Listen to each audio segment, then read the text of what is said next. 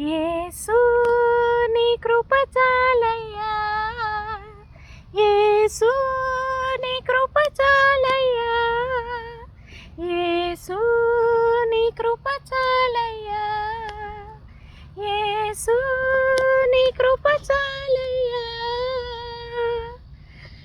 మరువగలనా నీదు కృప,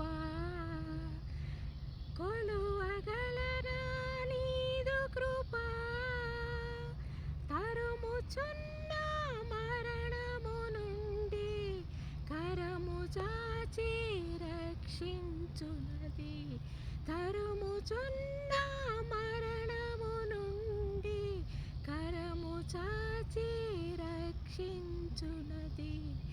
యేసు నీ కృప చాలయ్యా, యేసు నీ కృప చాలయ్యా, యేసు నీ కృప చాలయ్యా, యేసు నీ కృప చాలయ్యా. బీడువారిన నా బ్రతుకులో తొలకరి వర్షమై తడిపావు, సేద్యమే కాని నా ఆత్మను సాధ్యము చేసి పండించావు. నీ కృపే కారణము తీరిపోయెను నా రుణం, నీ కృపే కారణము తీరిపోయెను నా రుణం. యేసు నీ కృప చాలయ్యా, యేసు నీ కృప చాలయ్యా. మరువగలనా నీదు కృప, విడువగలనా నీదు కృప, మరువగలనా నీదు కృప, విడువగలనా నీదు కృప. నూతన నిబంధనకు వారసునిగా చేసి పాతవన్నీ గతించగా, సమస్తము నూతన పరిచావు. నేనిక వెనుదిరుగక సాగెదను, సమస్తము నూతన పరిచావు. నేనిక వెనుదిరుగక సాగెదను. యేసు నీ కృప చాలయ్యా, యేసు నీ కృప చాలయ్యా, యేసు నీ కృప చాలయ్యా, యేసు నీ కృప చాలయ్యా. మరువగలనా నీదు కృప, విడువగలనా నీదు కృప, మరువగలనా నీదు కృప, విడువగలనా కృప, మరువగలనా నీదు కృప, కొలువగలనా నీదు కృప. యేసు నీ కృప చాలయ్యా, యేసు నీ కృప చాలయ్యా.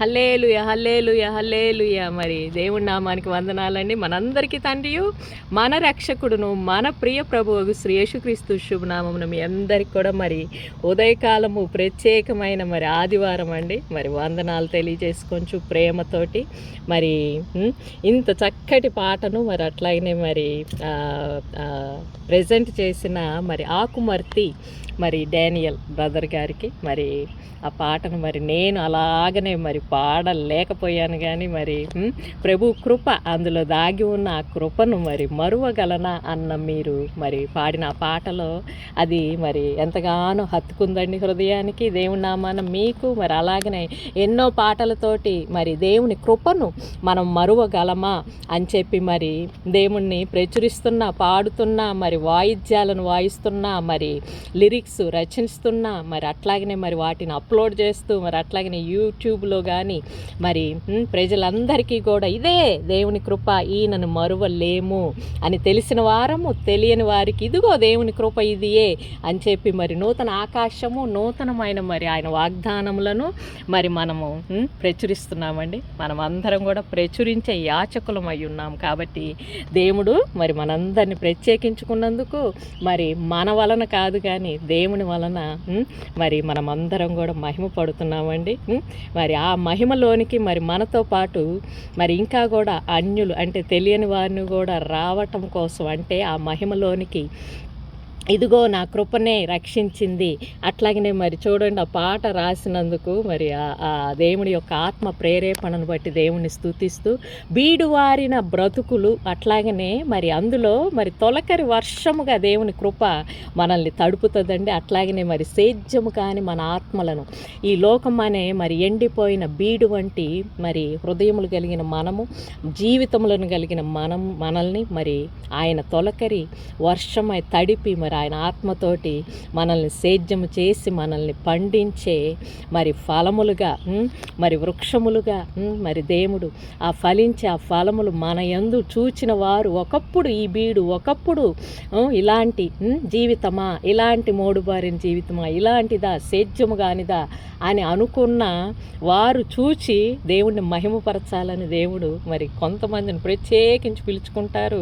మరి నన్ను కూడా ఒక దానిని చేసినందుకొరకై దేవుణ్ణి ఎంతగానో మరి అభినందిస్తున్నాను, మరి ఆయన్ని స్తుతిస్తున్నానండి. ఎందుకంటే ఆయన యొక్క మరి వ్యూహాత్మక శక్తిలో ఎప్పుడో నన్ను మనందరినీ కూడా మరి చూచి మరి అలాగనే నన్ను మరి నాలో ఎంతమందిని దేవుడు చూచారో ఎంతమంది మరి దేవుని స్తుతిస్తున్నారండి. ఎందుకంటే ప్రభువు మరి ఆయన యందు అంటే ఇప్పుడు బీడు ఆ పొలం వైపు మనం వెళుతూ ఉంటాం కదండి, ఎంతోమంది ఏంటి ఇలా ఉంది అని అనుకుంటూ ఉంటాం. అట్లాగనే ఏంటబ్బా ఈ జీవితం అని ఎట్లయినా ఏదైనా మార్పు అనేది ఉందా అనేది చూస్తూ అబ్బా ఇది మారదు అని అనుకొని మరి మనకు రిమార్క్స్ ఇస్తూ ఉంటారు. అంటే మనకు ఒక మార్క్ వేసేస్తూ ఉంటాయి, ఈ జీవితం ఇంతే మారే పనే లేదు అని అనుకున్న మన జీవితమును మరి ఆ వెళుతూ పోతూ వారు ఏమనుకుంటారంటే చూచిన దాన్ని బట్టి వారి యొక్క మనస్సులో అది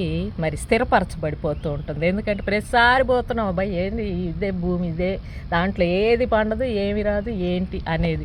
ఆ దేవుడు ఆయన అటువంటి భూమిని ఎంచుకుంటారనమాట. ఎందుకంటే అబ్బా అందరు చక్కగా పండిస్తున్న ఆ పొలము వాటి వైపు అయితే ఏముంది చూసేది, ఏముంది అనేది జనములో ప్రత్యేకత రాదు కదా అని చెప్పేసి అబ్బా సంవత్సరాల తరబడి అలా బీడుగా ఉన్న పొలం సేద్యం కానీ ఇది ఆయన అనుకున్న దాంట్లో ఆయన అక్కడ ఒక మహిమగా ఆయన ఆ భూమికి ఆత్మతోటి తొలకరి వర్షాన్ని ఇచ్చి మరి దానిలో మరి ఆయన ఆ పండించిన పంట కానీ అందులో మరి వచ్చే ఆ ఫలములు కానీ మరి అవి చూచినప్పుడు జనులందరూ కూడా మరి ఏమంటారంటే ఇది దేవుడి వలననే, ఇది దేవుడి వల్ల మాత్రమే జరిగింది అని చెప్పి అనుకోవాలని ఆయన మనస్సులో నన్ను అలాగే ఎంతోమందిని ఊహించుకొని నన్ను ఒక్కదాన్నే కాదండి, ఇప్పుడు ఇటువైపు పొలం వైపు వెళ్తున్న వాళ్ళందరినీ కూడా ఆయన ఊహించుకుంటారనమాట. అంటే వారందరి జీవితాలను కూడా ఆయన మన జీవితానికి అనుసంధానం చేశారు.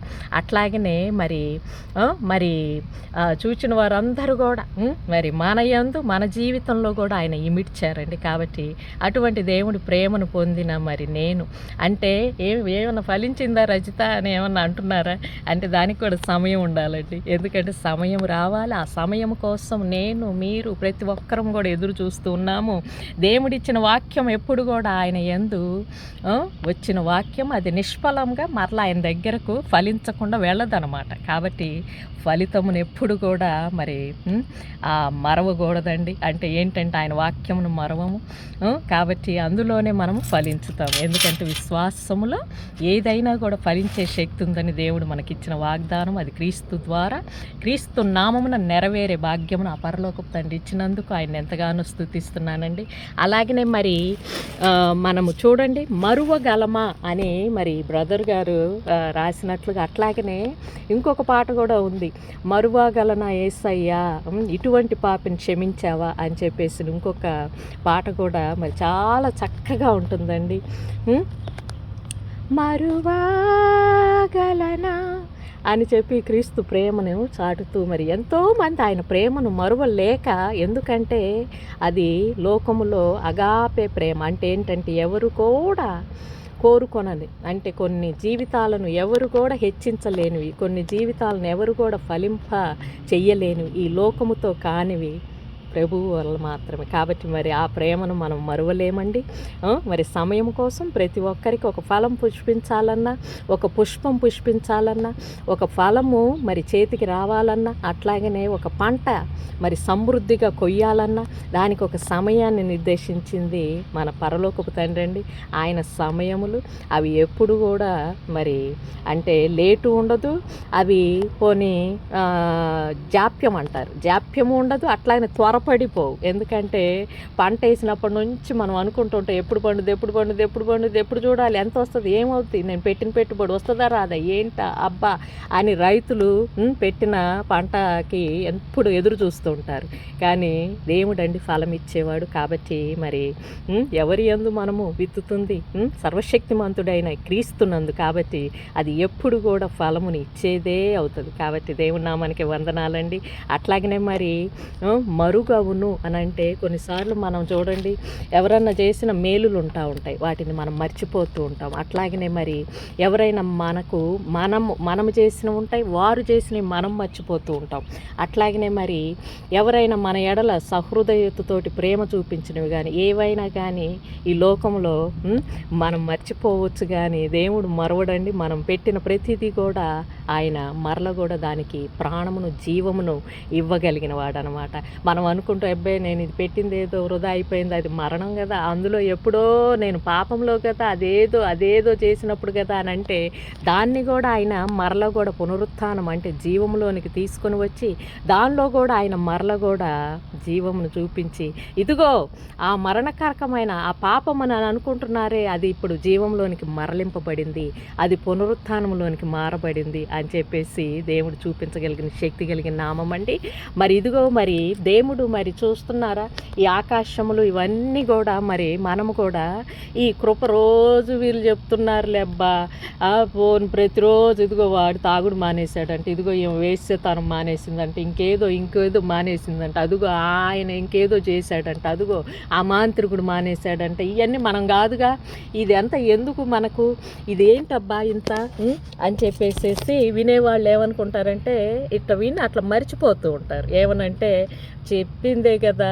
మరి ఒక్కొక్కసారి నేను ఎవరన్నా మా సొంత బంధువుల్ని కానీ మా వాళ్ళని అడుగుతూ ఉంటే, అమ్మ అంతా కూడా ఒక్కలాగానే ఉందే, నేను ఇదిగో కొంచెం యూట్యూబ్ పెట్టానమ్మా, దాంట్లో ఇదిగో వాక్యం పంచుకుంటున్నాను, మీరు సొంత వారు వినకపోతే ఎట్లా అని అంటే, చూస్తున్నాను తల్లి, రోజు చెప్పిందేగా నువ్వు చెబుతుంది అని అంటే, అవునా చెప్పిందే చెబుతున్నానా ప్రభువా అని ఇంత త్వరగా ఎట్లా మర్చిపోతున్నారు, నేను నిన్న చెప్పిన వాక్యం మొన్న చెప్పింది కాదే అని నాకు తెలుసు. మరి వీళ్ళు అని అంటే వారు ఏమంటారంటే, అంత ఒకటిగానే ఉందిరా అని అంటారు. అంటే ఏంటంటే దేవుడు హృదయములను వెలిగించకపోయినా, దేవుడు మరి వారిని జ్ఞాపకము చేసుకోకపోయినా, మరి దేవుడు వారి ఎడల ఆ కృపను ఇదిగో ఈ సమయం అని ముందుకు జరపకపోయినా మరి వారికి ఇంకా కూడా తెలియట్లేదు. కాబట్టి తెలిసిన వారము నాకు కూడా మరి 44 సంవత్సరాలు 44 సంవత్సరాలు దేవుడు అలా మరుగుపరిచారనమాట. అంటే ఏంటంటే నేనేమన్నా మర్చిపోయానా అని ఇప్పుడు అడుగుతూ ఉంటాను. కానీ దేవుడు అంటూ ఉంటారు, ఆ సమయంలో నా కృపే కదా, ఆ సమయంలో నిన్ను రక్షించింది నేను కాదా, ఆ సమయంలో నీ వెంట ఉంది నేను కాదా, అప్పుడు నాది కాదా, అది నేను కాదా కృప, అప్పుడు అది కాదా, అప్పుడు ఆ స్నేహితురాలు, అప్పుడు ఆ పిన్ని గారు, అప్పుడా అంటుంటే అవును కదా, అవును కదా, అవును కదా అని చెప్పేసేసి నాలో నా కోసం నా కొరకై ఆయన కృపను దాచి ఉంచిన వారందరిని బట్టి ప్రభువుని స్తుతించుచు, అయ్యా నాకిప్పుడు తెలిపావు కానీ మరి ఇంకెప్పుడు నాయన నాలో ఉంచిన వీరందరికీ కూడా మరి మరుగై ఉంచిన నీ యొక్క అగాపే ప్రేమ, అట్లానే నీ రక్షణ, నువ్వే ప్రభు అని ఎప్పుడు నాయన తెలిపేదని చెప్పి నేను మరి ప్రభుతోటి వాద్యం ఆడుతూ ఉంటానండి. ఎందుకంటే ప్రార్థన చేస్తూ ఉన్నప్పుడల్లా ఏమని అంటూ ఉంటామంటే ఇంకెప్పుడయ్యా ఇంకెప్పుడయ్యా ఇంకెప్పుడంటే సమయం ఉంది సమయం ఉంది సమయం ఉందనే చెబుతూ ఉంటారు. సో మనం కూడా మరి సమయమును గురించి అడుగుతూ ఉంటే దేవుడు చూడండి ఏమంటున్నారు, యెషయా గ్రంథము మరి 65వ అధ్యాయంలో ఎంత చక్కగా మనకు వాగ్దానం ఇచ్చేశారంటే, ఇదిగో నేను క్రొత్త ఆకాశమును క్రొత్త భూమిని సృజించుచున్నాను, మునుపటి వాటిని మరి అన్నీ కూడా మరువబడును, జ్ఞాపకానికి రావు అని. మరి అట్లాగనే చూడండి అంతకుముందు వాక్యం, పూర్వం కలిగిన బాధలు నా దృష్టికి మరువబడును, అవి నా దృష్టికి మరుగవు. నేను కూడా ఎప్పుడు కూడా దేవా అసలు ఆ బాధల అందులోంచి ఎట్లొచ్చానో వాటిని మరువ చేయయ్యా, వాటిని మరువ చేసేసాయి నాయన ప్రభువా, అవి మరువ చేసేసాయి. అంటే ఇప్పుడు మరుగు అని అంటే చూడండి, ఒకటి అంటే నూతనమైంది, మన యందు ఒక బాధ కానీ, మన యందు ఒక శ్రమ కానీ, మన యందు ఒక అశాంతి కానీ, మన యందు ఏవైనా కూడా ఒకటి ఉన్నప్పుడు, అంటే ఆలోచన ఉన్నప్పుడు అది మరిచిపోవాలి అని అంటే దాని మీద నూతనమైన పునరుత్థానముతోటి ఒక జీవము కలిగిన ఆలోచన దాని మీద వేస్తే, అంటే ఆ ఆలోచన పడితే కానీ అది మరిచిపోలేమండి. ఒక ఆదరణ రావాలి అని అంటే ఈ ఆదరణ అనేది నూతన జీవముతోటి ఒక వాక్యముతోటి మనకి ఎవరి ద్వారా అయినా కూడా, అంటే దేవుడు పంపించినప్పుడు మనలో ఉన్న బాధ అంతా మరిచిపోతాం. ఒక్క క్షణం అవనియండి, అది ఒక జీవితకాలం అవనియండి, అది అలా తొలగిపోతుంది అనమాట. మనలో కొన్నిసార్లు ఆ బాధలు ఉంటాయి, ఎంత మరవలేని బాధలు అయ్యా. ఒక్కొక్కసారి ఎంత ఆ కార్యాలు కానీ అవి కానీ ఆ పనులు కానీ అవి కానీ అయ్యా, ద్రోహము కానీ ఆ వంచన కానీ ఇంకేదన్నా కానీ దేవా అవి మరిచేటట్టుగా నన్ను చెయ్యయ్యా అంటుంటే ఆయన మరల కూడా ఇదిగో ఇప్పుడు నువ్వు నడుస్తున్న దాంట్లో నువ్వు విత్తుతున్న ప్రతి ఆలోచనలో అవి మరువబడుతూ ఉంటాయి. కాబట్టి విశ్వాసంలో విత్తబడే ప్రతి ఆలోచన కూడా మరువబడుతుంది, అంటే అవి మరుగైపోతాయి. కాబట్టి కంటిన్యూగా, అంటే నిరంతరం మనము సాధన చేసేది ఏంటంటే మనము నూతనం అవటానికేనండి. అవునా? ప్రభువు పిలిచినప్పుడు మనము అవి పాతగా, అంటే ఆ ఆలోచనలన్న పాతవి అని మనం అనుకుంటున్నవన్నీ కూడా దేవుడు మరల వాటిని నూతన పరుస్తారు. ఏ ఆలోచన కూడా వ్యర్థంగా అది వెళ్ళిపోదండి. అయ్యో అప్పుడు ఆలోచన అది అని అనుకోవటానికి లేదండి. దాన్నే మరలా నూతన పరుస్తూ ఉంటారు. దాన్నే మరుగయ్యేది అని అంటే మరుద్దాం అది ఇంకా వద్దు అని అనుకుంటున్నాం అనుకోండి, అది ఏమవుతుందంటే ఇంకా మనల్ని శోధిస్తూ ఉంటుంది. అట్లా కాకుండా దేవా నీ నూతన జీవమును నింపు అని అన్నప్పుడు ఆలోచనలు ఆయన ఇంకొక జీవమును నింపేస్తారనమాట. అప్పుడు అది మర్చిపోతాం అనమాట. పాపం అనేది తొలగిపోతుంది. అనీతి, అశాంతి, అంధకార క్రియలు, అన్యాయము, మరి ఏవైతే అపవిత్రతతోటి కానీ దేనితోటైనా మనం నడిచినవన్నీ నూతన పడతాయండి. మరి దేవుడు అంటున్నారు, ఆకాశమును సృజించిన దేవుడు ఏమంటున్నారంటే క్రొత్త భూమిని నేను సృజించుచున్నాను, మునుపటివి మరువబడును, జ్ఞాపకానికి రావు అంటున్నారు. కాబట్టి మరి అయ్యా అటువంటి కొత్త ఆకాశం అంటే చూడండి, అనంతమైన ఆకాశము అంటే ఏంటంటే విస్తారమైన ఆ పైకి అంటే ఉన్నతముగా ఉండే ఆలోచనలు అనమాట. అవి మనకి ఇవ్వబోతున్నారు. వాటి వలన ఈ క్రొత్త భూమిని చూడండి, ఆకాశం ఎప్పుడు కూడా రిఫ్లెక్ట్ ఎక్కడవుతుంది? భూమి మీద. ముఖము ఇప్పుడు చూడండి, భూమి దేనికి చూపిస్తుంటుంది? ఆకాశానికి. అలాగే ఆకాశం దేనికి చూపిస్తూ ఉంటుంది? భూమిని చూపిస్తూ ఉంటుంది. రెండు కూడా ప్రతిఫలిస్తూ ఉంటాయి. ఇప్పుడు నూతనమైన ఆకాశం అవగానే ఆ ఉన్నతమైన ఆలోచనలు అన్నీ కూడా ఏమవుతాయండి? ఈ భూమిని కూడా నూతన పరుస్తాయంట. అట్లాగనే మునుపటివన్నీ కూడా ఇంకా మరువబడును. కాబట్టి మన యందున్న ఈ లోకంలో చూస్తున్న ప్రతి దరిద్రం కలిగిన ఆలోచనలు ఏముంటాయి అంటే అవి పనికిరాని ఆలోచనలు, వ్యర్థమైన ఆలోచనలు మనం పెడుతున్నామని ఏమన్నా అనుకుంటూ ఉన్నామేమో, అన్నిటిని కూడా మరల కూడా దేవుడు నూతన పరచబోయే దినం రాబోతుంది. మరి దాంట్లో చూడండి, నేను సృజించుచున్న దాని గురించి మీరు ఎల్లప్పుడూ హర్షించి ఆనందించుడి. నిశ్చయముగా అని మరి దేవుడు ఖచ్చితంగా మనకొక మరి వాగ్దానాన్ని ఇస్తున్నారు. నేను యెరూషలేమును ఆనందకరమైన స్థలముగా చేస్తాను, ఆమె ప్రజలను హర్షించు వారిగాను నేను సృజించుచున్నాను అని ఎప్పుడో 1000 సంవత్సరాల క్రితం రాసిన వాక్యం అండి. యెరూషలేం అంటే దేవుని పరిశుద్ధమైన పట్టణము. ఆ ఆలోచనలన్నీ కూడా ఆ పరలోకము నుంచి మరి దిగి వస్తూ ఉన్నప్పుడు మరి ఈ ప్రజలందరూ కూడా హర్షిస్తారంట. అలాగనే నా యందున్న ప్రజలు అంటే నాకు సంబంధీకులు, దేవుడు ఎవరెవరైనా అయితే నా యందు కూర్చారో వారందరూ కూడా నన్నును బట్టి, అలాగనే మిమ్మల్ని బట్టి, ప్రతి ఒక్కరిని బట్టి కూడా సంతోషించే సమయం వస్తూ ఉంది. నేను యెరూషలేమును గురించి ఆనందించదను, నా జనులను గురించి హర్షించదను. రోదన ధ్వనియు విలాప ధ్వనియు దానిలో ఇకను వినపడవు. అక్కడ ఇకను కొద్ది దినములే బ్రతుకు శిశువులు ఉండరు, కాలము నిండలి ముసలివారు ఉండరంట.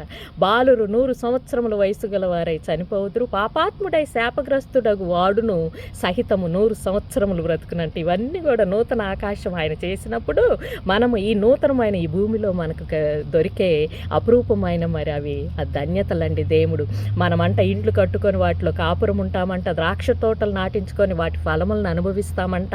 అలాగనే కట్టుకున్న ఇండ్లల్లో వేరొకరు వచ్చి ఒక్కొక్కసారి మనల్ని తరిమి వేస్తూ ఉంటారు. అలాంటివి ఇంకా జరగవంట. అట్లాగనే మనం నాటుకున్న వాటిని వేరే ఒకరు అనుభవించకుండా, అలాగనే మన తన జనుల ఆయుష్యాన్ని వృక్షాయుష్యం అంత అగును. కొన్ని వృక్షాలు చూడండి 1000 సంవత్సరాలు బ్రతుకుతూ ఉంటాయి. అలాగా మన ఆయుష్ను కూడా దేవుడు అది కూడా అభివృద్ధిని చేస్తూ అంటున్నారు. నేను ఏర్పరచుకున్న వారు తాము చేసుకున్న దాని ఫలమును పూర్తిగా అనుభవింతురు. మనము అనే ఆయన యందు ఏర్పడిన ప్రతి ఒక్కరము కూడా మనం విత్తిన ఏదైనా కూడా మరల పునరుత్థాన శక్తిలో ఆయన యందు దాని యొక్క ఫలములు అనే ఆనందాన్ని, దాని యొక్క ఫలం అనే ఆశీర్వాదాన్ని, దాని యొక్క ఫలం అనే నీతిని, దాని యొక్క ఫలం అనే ఆ పవిత్రతను, దాని యొక్క ఫలము అనే ప్రేమ, క్షమ, కనికరమును, కృపను, కరుణా కటాక్షములను మనకు కిరీటముగా ఇస్తానని దేవుడు అంటున్నారు. వృధాగా ప్రయాసపడరు, ఆకస్మికంగా కలుగు అపాయం నొందుటకై పిల్లలను కనరు, వారు యెహోవా చేత ఆశీర్వదింపబడిన వారు అగుదురు. ఎంతటి ధన్యత అండి. వారి సంతానం వారి యొద్దనే ఉందురు, వారికి ఇలాగున జరుగును. వారు వేడుకొనక మునిపే నేను ఉత్తరమిచ్చేదను, వారు మనవి చేయుచుండగా నేను ఆలకించెదను. తోడేళ్లను గొర్రె పిల్లలను అన్ని కలిసి మేస్తాయంట. సింహము ఎద్దువలే గడ్డి తినును, సర్పమునకు మన్ను ఆహారమగును. నా పరిశుద్ధ పర్వతములో అవి హాని అయినను నాశనమైనను చేయకుండును అని యెహోవా సెలవిచ్చుచున్నాడు. కాబట్టి మరి మరిచే విధముగా దేవా అన్నిటినీ నూతన పరిచయ్యా. ముందుగా నూతన ఆకాశమును మాకు దయచేయ్యా. అలాగనే మరి నూతన భూమిని మాకు దయచేయి నాయనా ప్రభువా. మేము ఇప్పుడు నాయనా ప్రభువా తండ్రి అనుభవిస్తున్న ప్రతిదీ కూడా మరలా నూతన పరిచి వృద్ధిని చేసి అయ్యా మరువ చేయి నాయనా ప్రభువా. మా కష్టాలన్నీ తొలగించయ్యా. మా యొక్క నాయన అనారోగ్య సమస్యలన్నిటిని ఆరోగ్యంగా మార్చుము నాయన.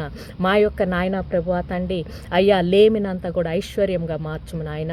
అయ్యా మా బిడ్డలు తరతరముల వారికి నాయన ప్రభువా మా యందున్న నాయన ఇంకా వృద్ధులు నిలుచున్నారు నాయన. వారి ఆయుష్ని ఇంకా నాయన ప్రభువా తండ్రి వృక్షాయుష్యునుగా పొడిగించుము నాయన ప్రభువా.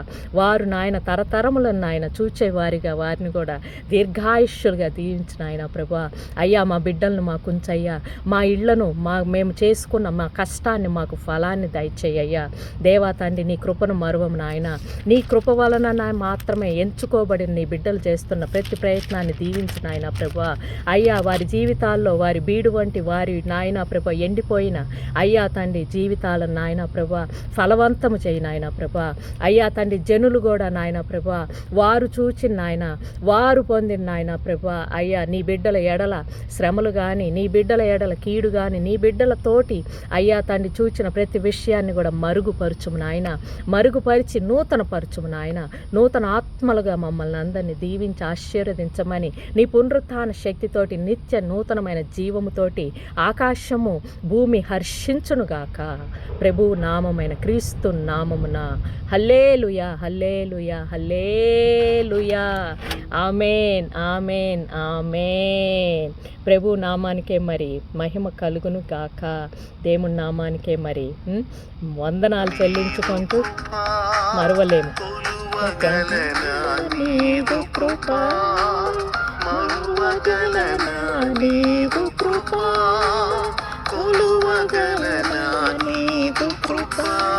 Thank you brother, thank you so much. అట్లానే మరి వీక్షించిన ప్రతి ఒక్కరు విన్న వాక్యమును హృదయంలోనికి రానియండి. ఎందుకంటే దేవుడు మరిచేవారు కాదండి.